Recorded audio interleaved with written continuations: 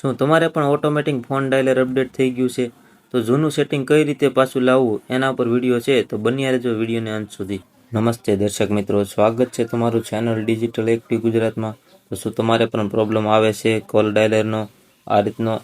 તો આજે આને સરખું કઈ રીતે કરવું એ તમને બતાવીશ. તો સૌ પ્રથમ તમારે આવી જવાનું છે ફોનના સેટિંગમાં. ત્યાર પછી નીચે આવશો એટલે તમારે આવશે એપ્લિકેશનનો ઓપ્શન, એના ઉપર ટેપ કરવાનું છે. ત્યાર પછી આ રીતના ઓપ્શન ખુલી જશે. તમારે અહીંયા મેનેજ એપ્સમાં ટેપ કરવાનું છે. ત્યાર પછી તમારે અહીંયા સર્ચ બોક્સમાં સર્ચ કરવાનું છે ફોન. તમારે પહેલું જ ઓપ્શન ફોનનું આવી જશે.